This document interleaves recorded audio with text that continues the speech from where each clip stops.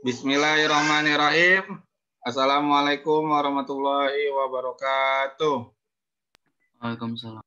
Waalaikumsalam warahmatullahi wabarakatuh.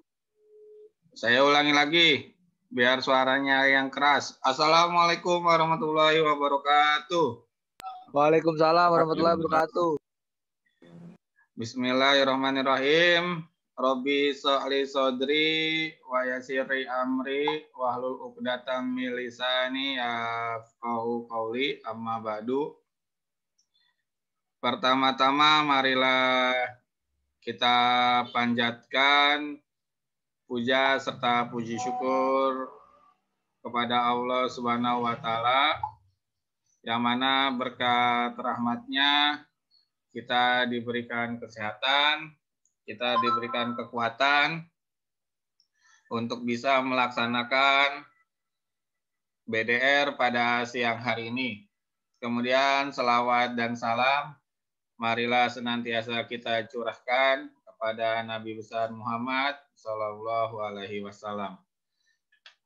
Baik anak-anakku semuanya, mari kita mulai BDR kita pada siang hari ini dengan sama-sama membaca basmalah. Bismillahirrahmanirrahim. Oke,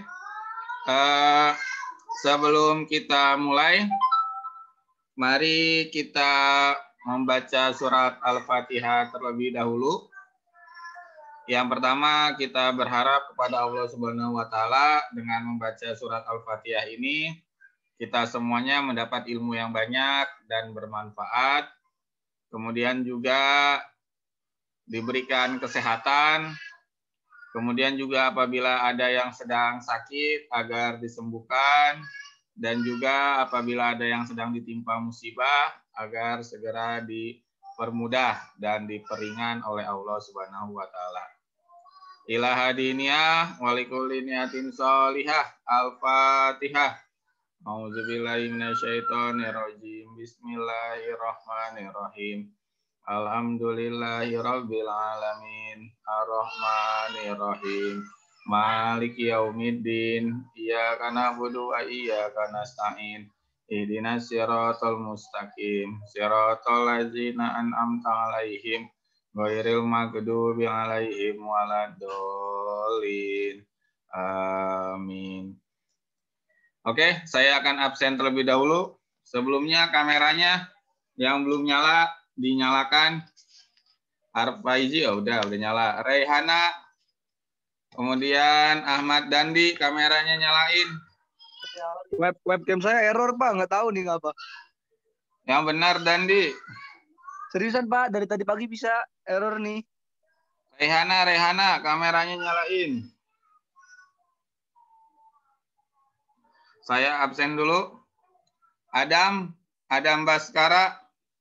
Adam sakit Pak, Adam sakit. Sakit apa Dandi? Dia COVID Pak. Oh, oke. Kemudian Dandi.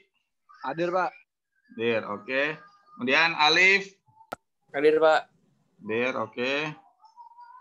Alimah. Hadir, oke. Binar Maulana. Hadir. Hadir, oke. Dafa Fali. Hadir Pak. Ada, oke. Edgina Alia. Edgina, assalamualaikum. Edgina, di mana kamu? Edgina nggak ada, oke. Faiz Reza. Hadir. Hadir, oke. Kemudian Faiza Aisyah. Hadir Pak. Hadir, oke. Kemudian Farah Nadira. Hadir Pak. Hadir, oke. Kemudian Farel Faizia. Farel Faizia. Farel, di mana kamu? Farel nggak ada. Kemudian Gisela.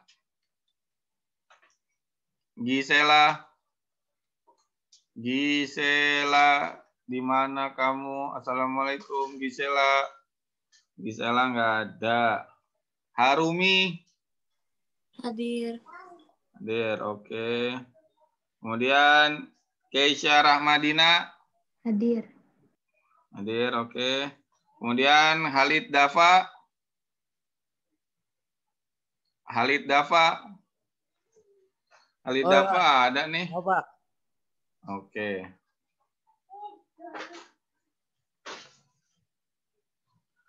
Kalisa Faya.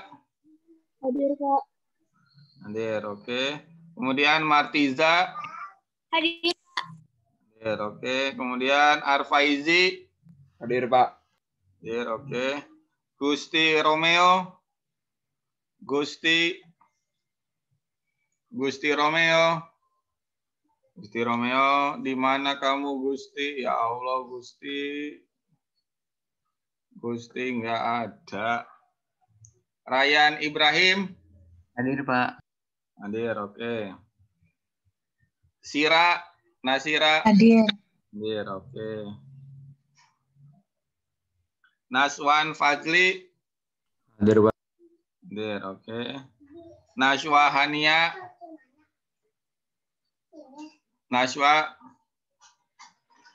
Najwa tidak ada. Lea, Aurelia. Pak. Hadir. Oke, ada. Haudi Muhammad. Raden Haudi. Haudi, Assalamualaikum. Haudi, di mana kamu? Haudi tidak ada. Rafli Hermansyah. Hadir, Pak. Hadir. Kamu sama Putra enggak sekarang? Enggak. Enggak, oke. Raihana Ali. Hadir, Pak. Ada ya, oke. Kemudian Rakan Abdel. Rakan. Hadir, Pak. Hadir. Hadir, oke. Kemudian Rikael Mahdi. Rikael nggak ada. Salma Kalista. Hadir. Hadir, oke. Kemudian Sobi. Hadir. Hadir, oke. Sofwan Hadir. Pawas. Ada ya Sofwan, oke. Tantiana. Hadir. Hadir, oke. Berarti yang nggak hadir Adam, sakit. Kemudian Edgina Alia, belum ada. Kemudian Farel Faizia. Terus Gisela, belum ada. Gusti Romeo, belum ada. Najwa Hania, nggak ada. Haudi Muhammad, nggak ada. Kemudian Rikael Mahdi, belum ada. Jadi yang belum ada segitu, yang lainnya sudah ada. Oke, kameranya dinyalakan.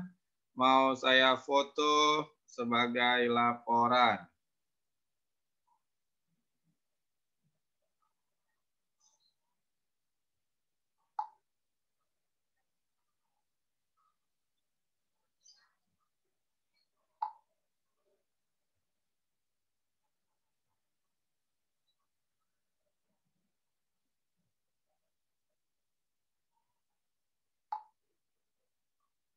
Kameranya dinyalakan, saya akan foto.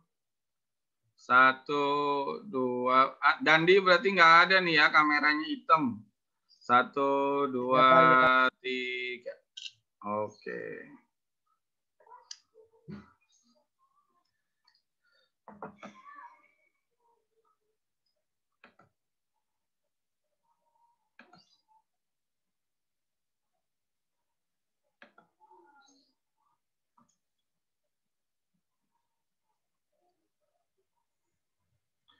Screen sharingnya sudah terlihat belum? Ada ya, oke. Silakan dibuka buku paketnya halaman 214. Ayo dibuka dulu buku paketnya. Halaman 214.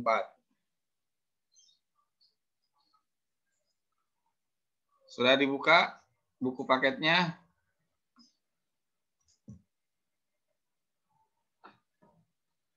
Ayo dibuka dulu buku paketnya.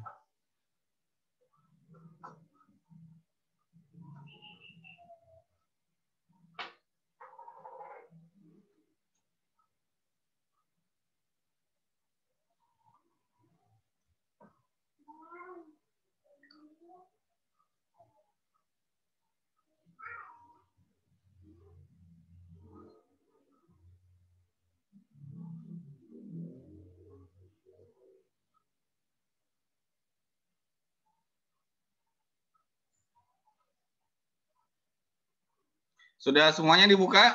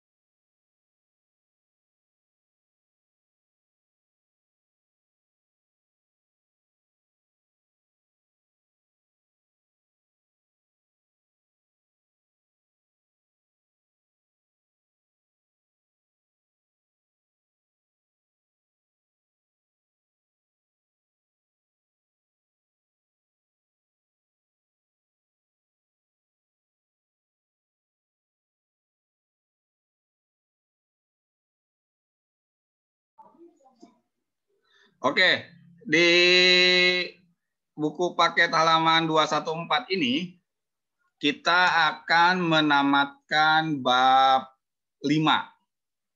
Jadi bab 5 ini akan kita tamatkan sehingga minggu depan kita ulangan harian. Sekali lagi, hari ini kita akan menamatkan bab 5, jadi minggu depan kita ulangan harian. Oleh karena itu, maka sekarang saya akan menjelaskan tentang tantangan dalam menjaga NKRI.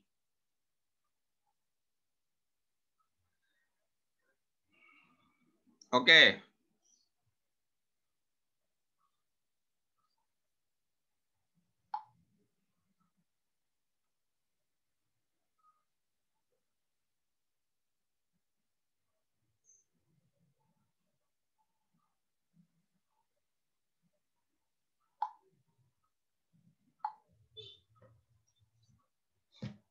Nah, di hari ini kita akan menggunakan model yang namanya tutor sebaya. Jadi di dalam proses belajar mengajar ada istilahnya tutor sebaya. Tutor sebaya itu maksudnya bagaimana kamu bisa memberitahukan informasi ke teman-teman kamu. Ataupun sebaliknya, teman-teman kamu memberikan informasi ke kamu tentang materi yang akan kita sampaikan. Nah, model tutor sebaya ini saya kembangkan menjadi slide bicara. Jadi nanti di akhir materi akan ada 5 pertanyaan. Nah, 5 pertanyaan itu akan ada di slide. Jadi satu slide, satu pertanyaan. Nah, ketika nanti slide-nya tayang, kamu kira-kira bisa menjawab pertanyaan itu, kamu langsung ketik di chat Zoom.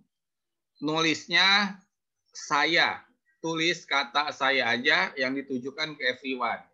Baru nanti akan saya suruh kamu untuk menjawab. Ya, jadi untuk hari ini kita menggunakan model slide bicara yang merupakan pengembangan dari tutor sebaya. Sehingga nanti akan dapat 5 ataupun 3 orang yang jawabannya benar dan bisa menjawab akan mendapat tambahan nilai PAK.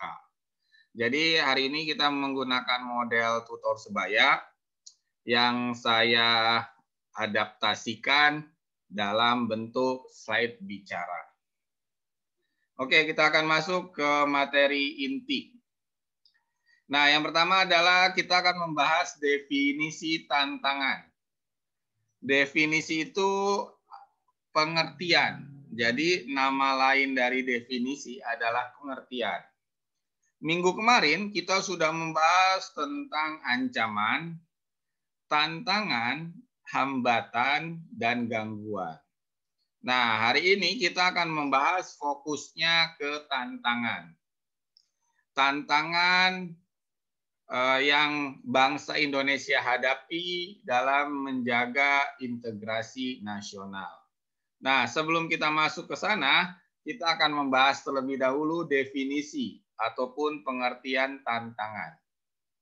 Tantangan menurut KBBI, Kamus Besar Bahasa Indonesia, pengertiannya adalah hal atau objek yang menggugah tekad untuk meningkatkan kemampuan mengatasi masalah. Contohnya, misalkan ya, Sobi mau ulang tahun yang ke-17. Oleh orang tuanya dijanjikan seperti ini. Sobi, nanti kalau kamu ulang tahun yang ke-17, akan ayah belikan mobil. Dengan satu syarat, nilainya harus ranking 1. Nah, itu merupakan tantangan yang diberikan oleh orang tua Sobi kepada Sobi. Kalau Sobi mau punya mobil, maka dia harus rajin belajar, dia harus bersemangat, dia harus mengerjakan tugas agar bisa jadi ranking 1. Itu namanya tantangan. Contohnya lagi, ini misalkan ya, misalkan sekarang kalau kita berbicara tentang Indonesia sekarang sedang mengalami berbagai macam cobaan. Dari mulai pesawat jatuh, kemudian gempa bumi di Sulawesi, kemudian banjir di Kalimantan, kemudian tanah longsor di Jawa Barat, kemudian juga air laut yang pasang di Manado. Nah, itu semuanya merupakan tantangan yang harus bangsa Indonesia hadapi. Jadi tantangan ini bukan berarti sesuatu hal yang membahayakan. Justru ini menjadi pemicu atau trigger agar kita bisa lebih semangat lagi, agar kita bisa lebih termotivasi, agar kita bisa lebih bergerak maju. Itu definisi tantangan menurut KBBI. Nah, di lain itu ada juga pengertiannya tantangan itu sebagai rangsangan untuk bekerja lebih giat, untuk berusaha lebih giat. Contohnya nih, misalkan kayak saya guru PPKN. Kemudian kepala sekolah, Pak Udin, bilang, untuk semua guru, kalau ngajarnya baik, kemudian muridnya paham, nilainya pada bagus, nanti akan diberikan reward. Rewardnya itu misalkan ditambahin bonus uang. Nah, itu termasuk tantangan yang harus saya hadapi agar bisa mendapatkan reward. Kayak gitu. Contohnya lagi, ini contoh ya. Ini misalkan Salma udah punya mobil misalkan, tapi belum nyetir. Akhirnya karena merasa tertantang, saya harus bisa, masa kalah sih sama yang lain, maka Salma belajar, latihan, mengendarai mobil. Nah, itu termasuk tantangan. Sehingga Salma setiap hari datang ke kursus setir mobil hingga akhirnya bisa dan memiliki SIM untuk mengendarai mobil. Nah, itu pengertian tantangan. Sampai sini paham?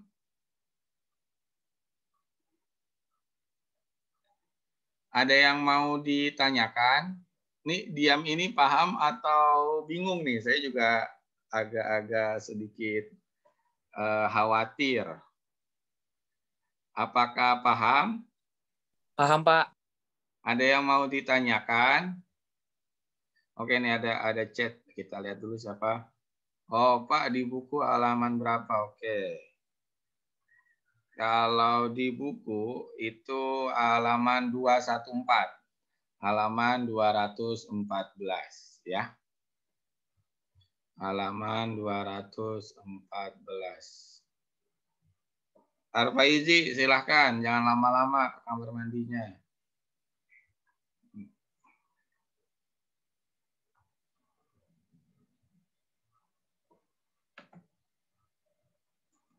Oke, kita akan masuk ke pembahasan yang berikutnya. Nah, bangsa ataupun negara ternyata dinamika itu keadaannya ternyata tidak stabil. Tidak stabil itu tidak selamanya sebuah negara damai atau tenang atau kacau terus-terusan. Enggak. Pasti yang namanya suatu negara atau bangsa, dinamikanya kadang-kadang ibarat air laut. Kadang pasang, naik, kadang turun atau surut. Nah, sama bangsa Indonesia atau negara Indonesia ternyata di dalam negara kita banyak sekali ancaman, tantangan, hambatan, dan gangguan yang sering datang ke negara Indonesia. Makanya dibutuhkan peran aktif, makanya dibutuhkan sebuah semangat, sebuah motivasi untuk bisa menghadapi itu semuanya. Karena kalau dibiarkan, ibarat api, awalnya kecil. Kalau dibiarkan lama-kelamaan akan merembet, akan besar, hingga bisa membakar rumah dan isinya. Nah, sebuah bangsa ataupun negara itu pun sama. Yang namanya ancaman, tantangan, hambatan, dan gangguan pasti ada. Bahkan negara sekelas Amerika Serikat itu mengalami ataupun suka ada ancaman, tantangan, hambatan, maupun gangguan yang datang ke negara Amerika Serikat. Amerika Serikat sekarang sedang mengalami demonstrasi. Jadi pendukung Donald Trump itu masih mau mendukung Donald Trump sebagai presiden. Mereka nggak terima Donald Trump kalah. Akhirnya gedung parlemennya itu dipaksa masuk, diserobot. Nah, tapi sekarang udah mulai agak dingin nih, udah mulai agak tenang. Itu pun termasuk ancaman yang melanda Amerika. Tantangannya bagaimana politik di Amerika harus bisa lebih dewasa. Indonesia pun sama, menghadapi berbagai macam tantangan yang harus diselesaikan dan yang harus dikerjakan oleh bangsa Indonesia. Nah, tantangan bangsa Indonesia itu dibagi atas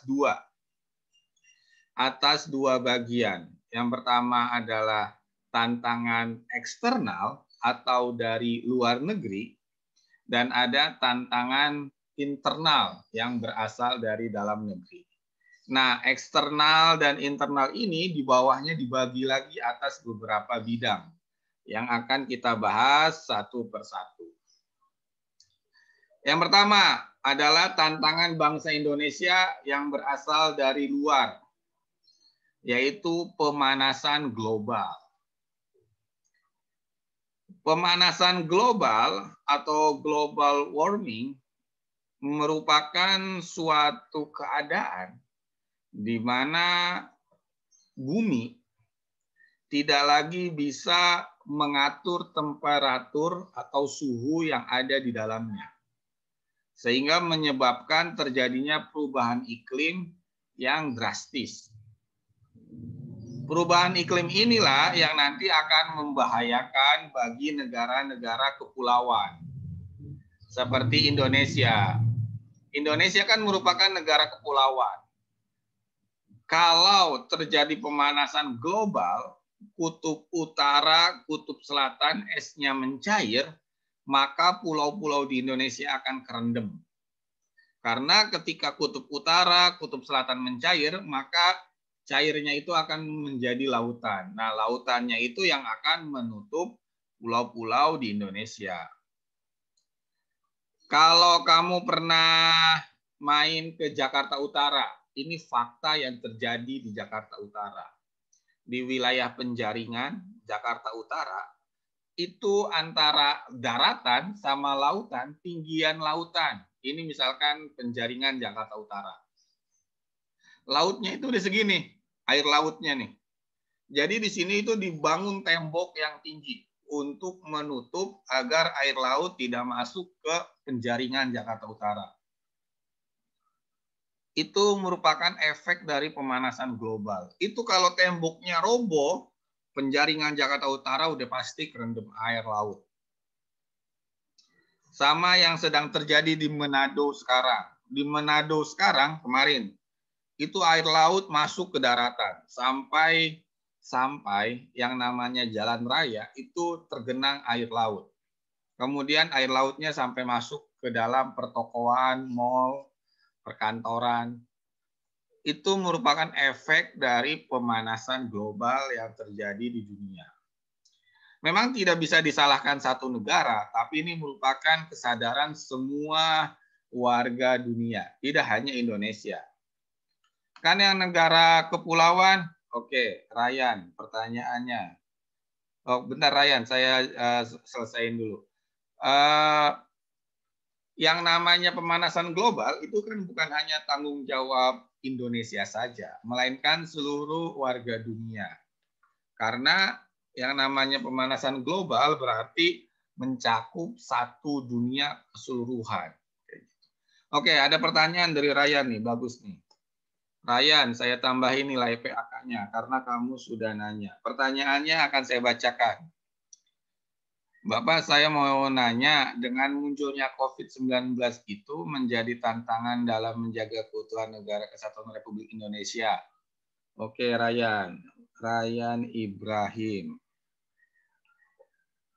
Saya tambahin nilai PAK-nya. Bagus, Ryan, pertanyaannya. Saya senang nih kalau ada yang bertanya kayak Ryan nih. Makanya ayo semuanya bertanya.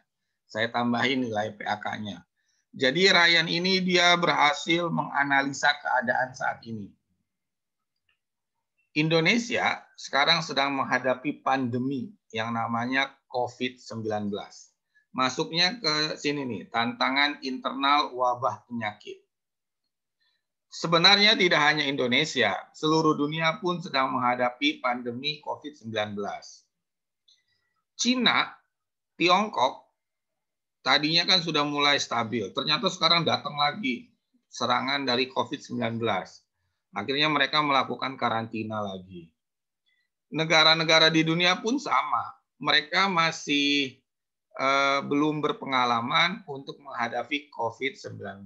Makanya di Indonesia, penerapannya, pencegahannya pun dilakukan dengan cara-cara yang baik, yang bijaksana, sehingga tidak menyebabkan terjadinya korban jiwa. Saya salut sama Bapak Joko Widodo yang minggu kemarin divaksin. Jadi Presiden memberikan contoh, orang yang pertama divaksin agar bisa menolak COVID-19. Berarti Pak Presiden tidak hanya ngomong saja, tetapi berani membuktikan. Nah, wabah penyakit COVID-19 ini termasuk tantangan yang harus dihadapi oleh Indonesia.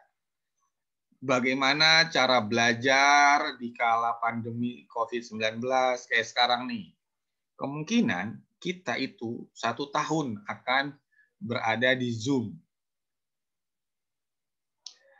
Kemudian juga bagaimana caranya bekerja di era new normal. Kemudian bagaimana caranya agar masyarakat bisa makan, tetapi mereka pun bisa selamat dari ancaman COVID-19. Itu merupakan tantangan. Makanya pemerintah melakukan manajemen bencana, menganalisa nih. Akhirnya pemerintah menerapkan 3M. Memakai masker, mencuci tangan, dan menjaga jarak. Bahkan sekarang sampai 5M. Nah, itu merupakan tantangan yang harus kita lewati. Bagaimana seorang guru bisa ngajar di kala pandemi COVID-19. Bagaimana murid belajar mendapat ilmu di era pandemi COVID-19 ini. Sehingga itu semuanya bisa berjalan dan penyakit COVID ini bisa segera hilang dari dunia. Nah, itu Ryan, pertanyaannya bagus. Berarti COVID-19 itu termasuk tantangan yang harus dihadapi oleh bangsa Indonesia. Awalnya memang mengancam, tapi ancaman ini tidak boleh kita singkirkan, tapi harus kita hadapi hingga kita menjadi kuat, hingga kita bisa menjadi ancaman itu kita jadikan sebagai challenge, sebagai tantangan agar bisa memacu kita lebih baik lagi. Oke, kembali lagi. Tantangan bangsa Indonesia yang pertama tadi, ada yang dari eksternal, seperti pemanasan global atau global warming. Yang kedua, terorisme global. Nah, inilah yang menyebabkan Indonesia akhirnya membentuk yang namanya BNPT, Badan Nasional Penanggulangan Terorisme. Kemudian juga disiapkan satu detasemen, namanya Densus 88. BNPT Densus 88 dibuat untuk bisa menangkal adanya terorisme global yang mencoba masuk ke Indonesia. Karena kalau dibiarkan, maka kita akan seperti negara-negara yang sedang perang. Seperti Afghanistan, seperti Sudan, ataupun Israel Palestina, kayak gitu. Makanya pemerintah berusaha untuk membentengi bangsa Indonesia, membentengi negara Indonesia agar tidak masuk terorisme global itu. Karena kalau masuk, khawatir nanti seperti kasus bom Bali di tahun 2000-an. 2002 ada bom Bali 1, ada bom Bali 2 yang menyebabkan Indonesia menjadi shock, menjadi kaget dengan adanya peristiwa itu. Yang ketiga adalah Pak, saya mau nanya, Pak. Oke, ya, gimana? Saya seneng nih kalau ada yang nanya nih. Terorisme itu kan faktor eksternal, Pak. Iya. Tapi kenapa kadang-kadang pelakunya suka dari orang Indonesianya, Pak? Tapi kenapa? Pelakunya tuh kadang-kadang dari orang Indonesianya sendiri, Pak. Oke, pertanyaannya bagus. Alif Andika. Jadi gini, terorisme ini kan kata dasarnya dari teror. Teror itu menakut-nakuti, membuat seseorang jadi was-was, jadi takut, jadi tidak bisa tidur nyenyak, tidak bisa bekerja nyenyak, nyaman, terorisme itu. Jadi pengertian terorisme awalnya dari kata teror, menakut-nakuti, membuat orang jadi galau, ataupun membuat orang jadi tidak nyaman.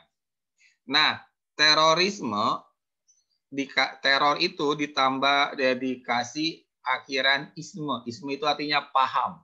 Jadi terorisme itu artinya paham yang membuat seseorang menjadi takut atau membuat sebuah negara menjadi khawatir, jadi kacau.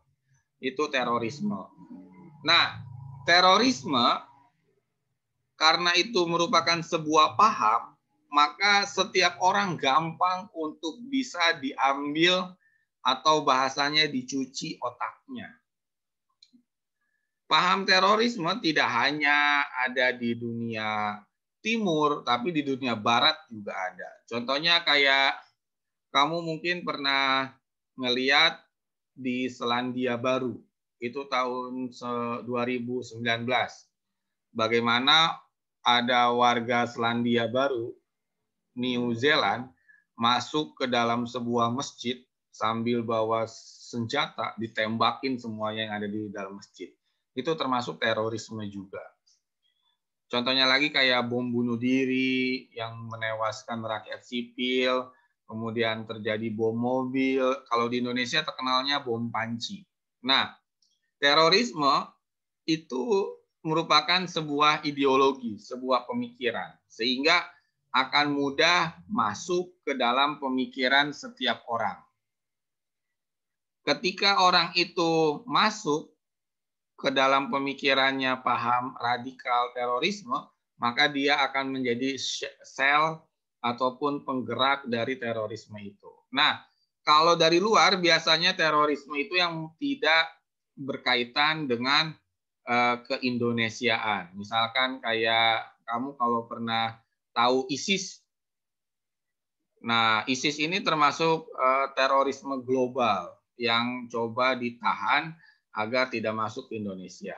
Contohnya lagi kayak kalau di yang tadi saya bilang Selandia Baru, bagaimana masyarakat Selandia Baru dikagetkan dengan adanya pembunuhan di dalam masjid yang dilakukan oleh warga negara Selandia Baru.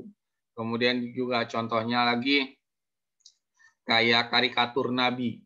Jadi di Prancis itu ada sebuah majalah namanya Charlie Hebdo yang membuat karikatur Nabi, intinya sih menjelek-jelekan Nabi Muhammad, yang membuat umat muslim jadi marah. Nah, itu pun sama, termasuk teror juga kayak gitu.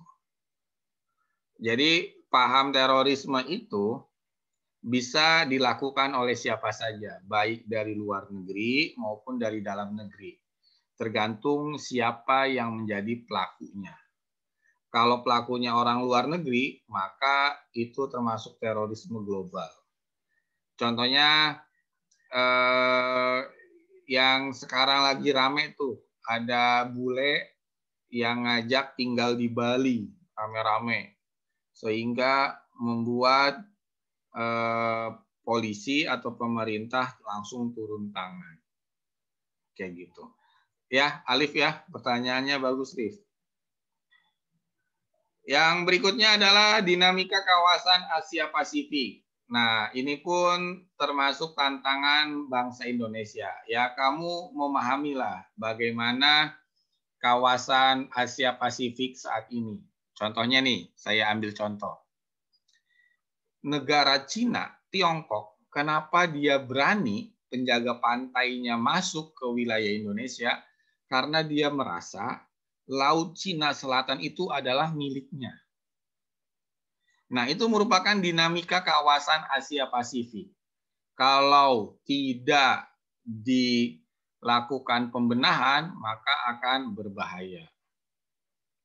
Sehingga terjadilah yang namanya negosiasi atau perundingan, perjanjian, kayak gitu. Makanya pemerintah Indonesia berusaha menyelesaikan sebuah permasalahan tidak melalui jalur militer terus-menerus.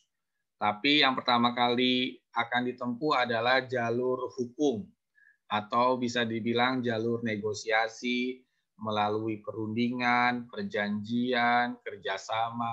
Karena kalau dengan militer ibarat api dilawan dengan api. Ya nanti akan membakar, akan berbahaya. Jadi lebih baik diselesaikan dulu dengan cara baik-baik. Kalau memang tidak bisa, alternatif terakhirnya baru dengan kekuatan militer. Yang berikutnya adalah perbatasan antar negara. Nah, kalau perbatasan antar negara, saya punya cerita yang menurut saya unik. Kamu tahu negara Singapura kan? Tahu. Nah, ini misalkan, ini saya gambar, ini Pulau Sumatera. Ini misalkan Pulau Jawa, ini saya gambarin ya. Nah, ini kan Singapura nih, kecil Singapura. Ini Malaysia ke Thailand terus. Nah, ini kan Singapura nih, Singapura kecil kayak gini. Nah, ini ada Pulau Batam. Batam. Kalau kamu terbang dari Soekarno-Hatta menuju Batam, maka pesawat yang kamu tumpangi itu harus izin ke Singapura. Karena negara Singapura, radarnya itu luasnya segini. Jadi pulaunya Pulau Batam, lautnya perairan Indonesia, tapi udaranya diklaim punya Singapura. Nah, ini merupakan konflik perbatasan yang sudah lama terjadi. Pemerintah akhirnya berusaha sekuat tenaga untuk bisa mengambil alih lagi jalur udara ini. Karena kan lucu, pulaunya Pulau Batam punya Indonesia. Lautnya laut punya Indonesia. Tapi ketika terbang, maka harus izin ke Singapura dulu. Karena radar negara Singapura itu luasnya melebihi luas Singapura. Makanya konflik perbatasan antar negara ini bisa diselesaikan dengan cara perundingan. Jadi Indonesia dengan Singapura sudah melakukan kerjasama agar bisa hidup berdampingan. Contohnya lagi Indonesia dengan Malaysia. Ada sebuah perairan namanya perairan Ambalat, di mana perairan itu diklaim sebagai milik Malaysia. Tapi alhamdulillah sampai sekarang informasinya tidak jadi. Jadi tetap masih punya Indonesia. Kemudian ada penyelundupan narkotika. Nah, ini yang menurut saya berbahaya bagi generasi muda. Indonesia sudah sering menangkap bandar narkotika dari luar negeri. Ada yang ngumpetin di dalam koper narkotikanya, ada yang ngumpetin di dalam sepatu, bahkan yang lebih sadis, narkotikanya itu ditaruh di dalam bungkusan kecil-kecil, ditelan, ditaruh di dalam perut. Nah, kalau mau dikeluarinya, dia minum obat pencuci perut, nanti keluar semuanya. Tapi karena imigrasi dan bea cukai kita pun cerdas, pintar, kan ada mesin X-ray, kemudian ada pemantau suhu tubuh, kemudian ada anjing pelacak dan lain sebagainya, akhirnya ketangkep, ketahuan. Nah, penyelundupan narkotika ini sangat berbahaya bagi generasi muda. Makanya pemerintah sudah beberapa kali melakukan eksekusi mati kepada para bandar narkotika tersebut. Karena kalau dibiarin, maka akan berbahaya. Nanti jangan sampai terjadi seperti Kolombia, negara Kolombia. Jadi polisi di Kolombia itu udah kayak tentara, bawa senjata panjang, laras panjang, yang mirip kayak AK-47, membawa rompi anti peluru, udah kayak mau perang. Karena yang mereka lawan adalah gangster narkoba. Kemudian human trafficking, perdagangan manusia. Ini pun menjadi tantangan bagi bangsa Indonesia. Jadi ada pernah kejadian beberapa orang ditawari kerja menjadi TKW di Dubai. Ternyata bukannya jadi TKW, malah dijual ke prostitusi. Nah, itu termasuk human trafficking, perdagangan manusia. Jadi manusia udah diperjualbelikan kayak barang. Itu yang tidak boleh. Kemudian perompakan laut. Kamu mungkin pernah nonton film Kapten Phillips. Jadi bercerita tentang perompak laut. Bagaimana para maling-maling itu mencoba untuk menguasai sebuah kapal.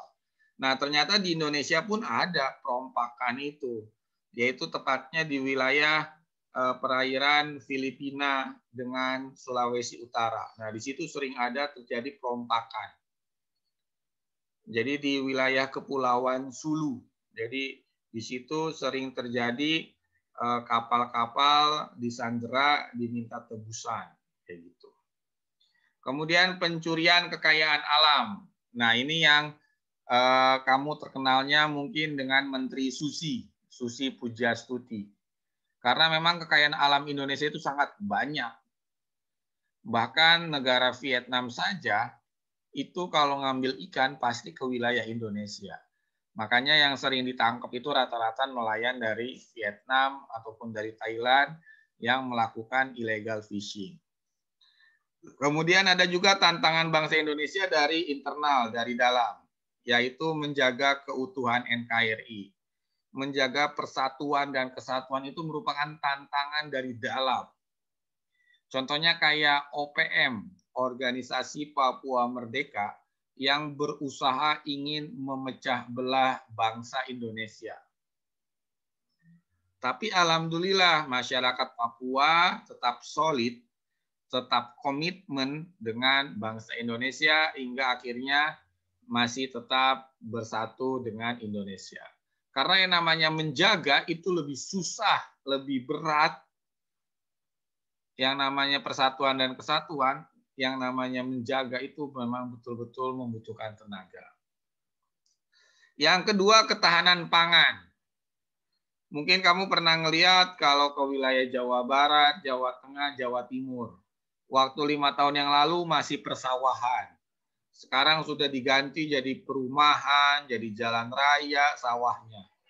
Nah, ini pun menjadi tantangan bangsa Indonesia. Bagaimana bisa mencukupi kebutuhan makan masyarakat Indonesia. Salah satu caranya yaitu dengan cara membeli beras dari negara Vietnam. Jadi kita sering membeli beras dari negara Vietnam untuk memenuhi kebutuhan makan masyarakat Indonesia. Kemudian illegal logging, penebangan liar. Ada juga illegal fishing, pencurian ikan, dan illegal mining ataupun penambang liar. Kemudian tantangan bangsa Indonesia dari internal ada yang namanya wabah penyakit yang tadi ditanyakan oleh Ryan. COVID-19 termasuk tantangan bangsa Indonesia dalam menghadapi permasalahan internal. Kemudian bencana alam, seperti sekarang nih tanah longsor di Jawa Barat, gunung meletus di Jawa Tengah dan Jawa Timur, banjir di Kalimantan, gempa di Sulawesi, itu merupakan bencana alam yang menjadi tantangan. Makanya di Indonesia dibentuklah sebuah lembaga yang namanya BNPB, Badan Nasional Penanggulangan Bencana. Kemudian dibentuk juga Basarnas, Badan Search and Rescue Nasional. Dan yang terakhir, tantangan bangsa Indonesia adalah pertahanan negara. Kita memahami bahwasannya TNI sama kepolisian ini merupakan garda terdepan. Tapi tetap di belakangnya harus di backup, harus dibantu oleh masyarakat Indonesia. TNI dengan kepolisian tidak mungkin bisa jalan sendiri. Jadi harus betul-betul di backup oleh seluruh rakyat Indonesia. Itulah yang disebut dengan pertahanan semesta. Yang berikutnya, tujuan nasional bangsa Indonesia menurut BPPI. BPPI itu kepanjangan dari Buku Putih Pertahanan Indonesia yang ditulis tahun 2015. Jadi tujuan nasional bangsa Indonesia ini biasanya keluar nih di ulangan harian minggu depan. Pertama adalah melindungi segenap bangsa Indonesia dan seluruh tumpah darah Indonesia. Yang kedua, memajukan kesejahteraan umum dan mencerdaskan kehidupan bangsa. Yang ketiga, ikut melaksanakan ketertiban dunia berdasarkan kemerdekaan, perdamaian abadi, dan keadilan sosial. Sampai sini, paham tidak? Paham. Ada yang mau ditanyakan? Oke, kalau tidak ada, minggu depan kita ulangan harian. Syarat ikut ulangan harian adalah mengerjakan buku mandiri, pilihan gandanya aja. Bab 5. Silakan difoto dulu.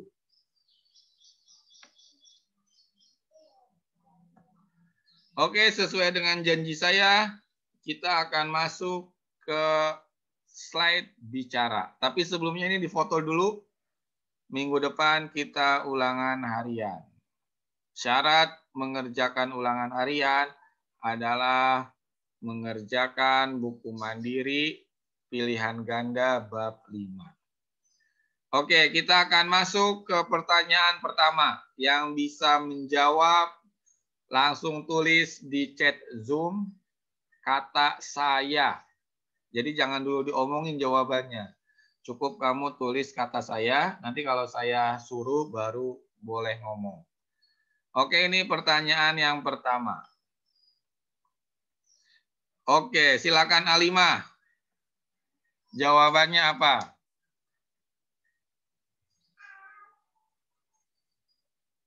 Alimah.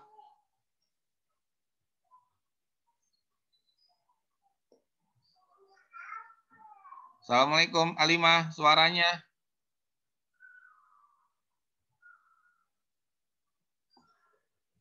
Halo, Pak. Ya, ya.